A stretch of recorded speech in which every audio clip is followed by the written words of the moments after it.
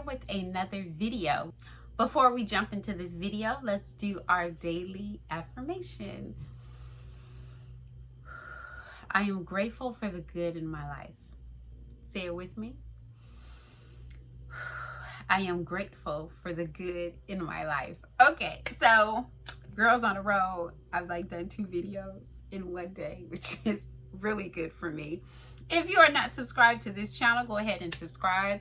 This channel is mostly Locs and my spiritual and just a lifestyle channel. I just started this channel and I would love for you to come and be a part of my tribe. I wanted to do this video because there are just certain things that no one has told you or tell you when you start your Loc journey. I am 4 months. I am going to be 4 months in tomorrow or something like that. There are certain things that people should tell you, okay? Like example, the itching that you experience when you first get Locs. Now, my loctician was like, oh, your scalp will adjust, is what the term she would use, but she didn't say intense itching.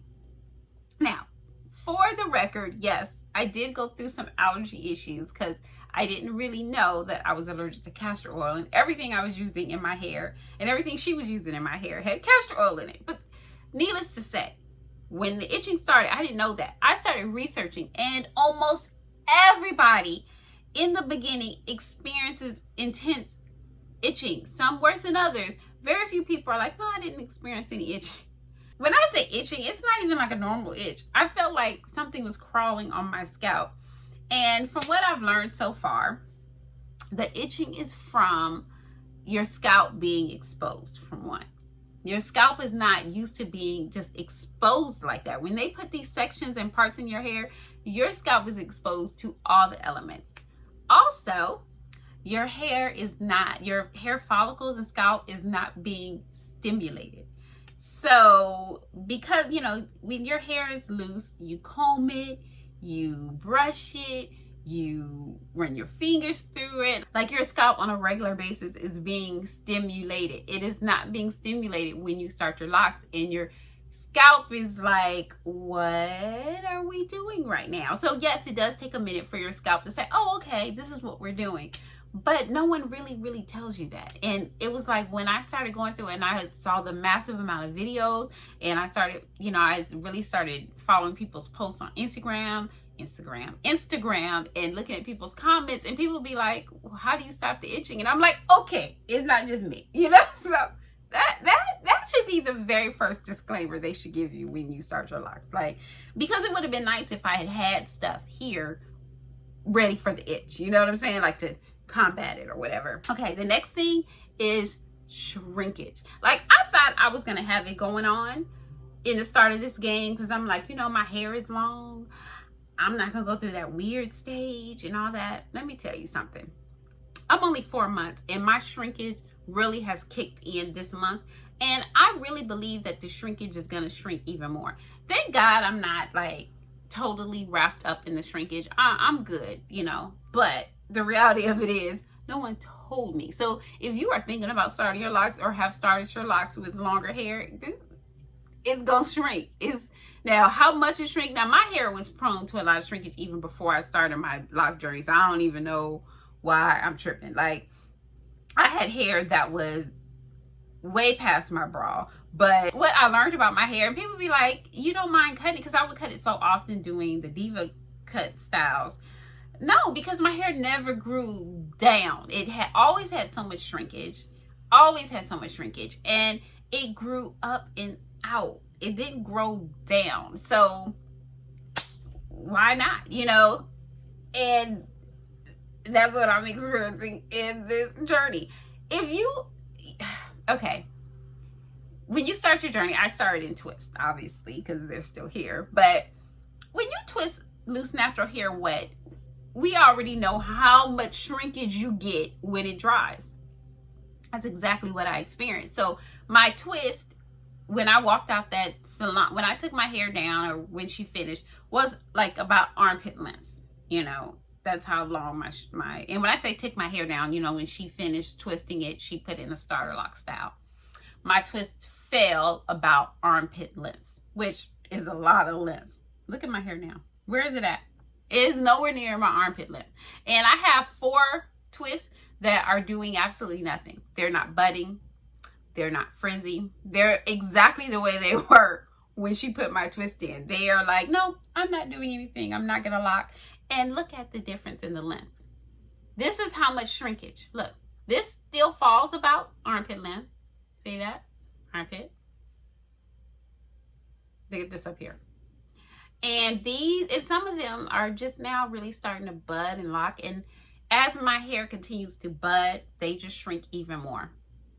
So just FYI, be ready for the shrinkage. Next is frizz. That was something else I learned about once I got into this and started looking at other people's pages. And I'm like, and they're complaining about the frizz just being out of control. And I just want to say, I think the frizz is beautiful. I don't know why. I think it is. But my frizz is just starting to begin. And you can't tell much in this video because I did do a fresh retwist 2 days ago. So yeah, and I just recorded my 4-month update. So if you want to check that out, I already uploaded it. So go check that out. The frizz just started. I'm like, what? And the frizz, like even now, like I retwisted my hair, palm rolled it, all that yesterday. 2 days ago, I'm sorry. Yeah, 2 days ago. Yesterday, I'm talking to my sister-in-law and my son, and I just go to do this. And my hand got caught in my locks because the frizz was marrying together. Like, what? I have loose strands going on that I had to kind of wrap around my twist. Where did they come from? How do you get out of a lock? How does a strand this long get out of a twist? But yet they're there. So be ready for shrinkage and be ready for the frizz, because you will have frizz. And one thing about the stay at home is my hair has been able just to do whatever it does, and I haven't had to fight with it or try to make it look presentable because I'm at home. The other thing that no one ever really talks to you about, and that's something else I found once I started this journey, is you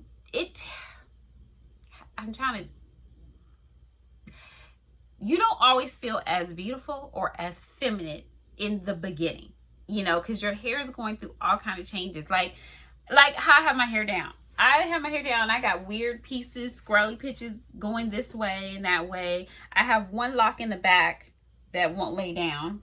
Look, well, you can't see it. And it's gotten better, but for some reason it points this way. You won't, and you see it won't lay down. It just refuses to point downward, and it's so weird. So you have all these weird things and coils and twists doing whatever they want to do. And the crazy thing is, I heard that's the teenage stage. I am not in the teenage stage. So this is just like the tip of the iceberg of my hair doing whatever it wants to do.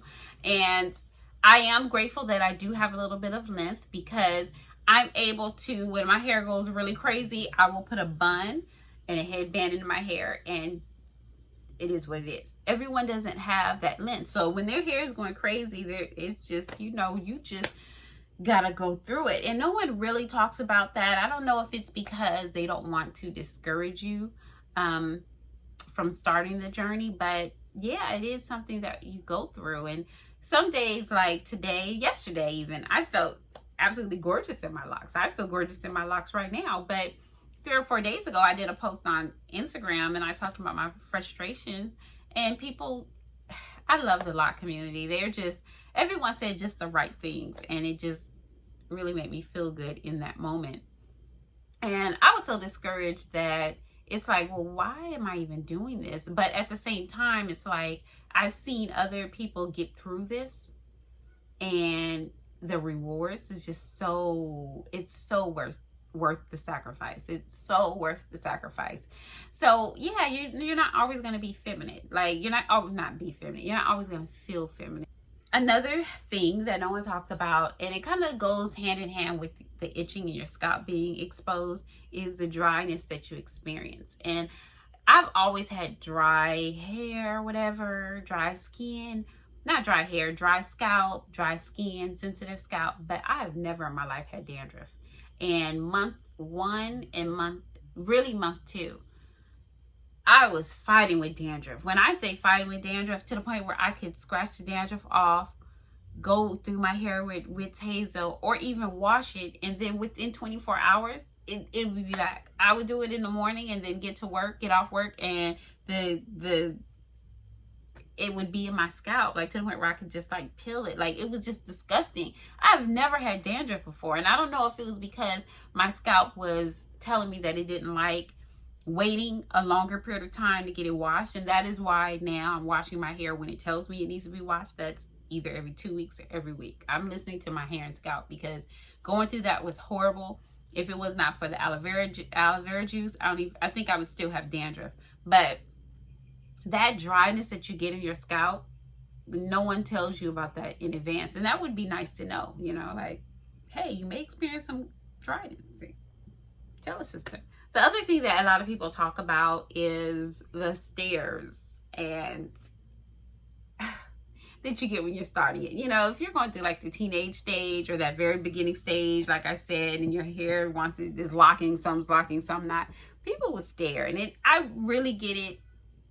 Well, let me take that back. I don't get it right now because I'm at home every day. So I don't get a whole lot of stares, but I could, you know, only a couple of co-workers before all this happened in March knew that I was starting my lock journey. And so people kind of was like, when is she taking those twists out of her head? You know, I was getting those type of looks, but the stares is definitely something that you have to deal with. If you are, you know, saying, I'm about to start this journey, be prepared for stares. People are going to stare. And we're not even going to talk about people feeling the need to tell you their opinion on what they think you're supposed to look like. Forget what you like when you look in the mirror. They're going to tell you what they think you're supposed to look like. We're not even going to talk about that. But I digress. Yeah, if you haven't experienced it, I experienced it when I first big chopped. And I don't live in an area where it's highly Black populated. So if you rock anything that's very Afrocentric, you are going to get attention. It is what it is. Some people like the attention. I never really cared for it, but you know, hey, it's just a part of it. What's the word I'm looking for?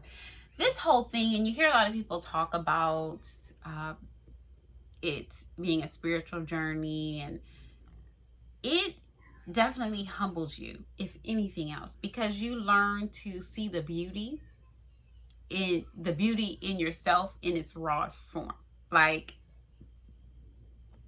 sometimes we don't feel beautiful like until your hair is like, I was that loose natural, and when my hair was big and my curls was defined and I had it just right, I felt like I was the ish, you know. When I was relaxed, when I had that long hair, you know, when I was relaxed, my hair was like waist length and tailbone length. I thought I was it. And when I big chopped to go natural, that was so traumatic to me, because that was my blanket. That was my beauty. You know, it's what I saw in myself is beautiful.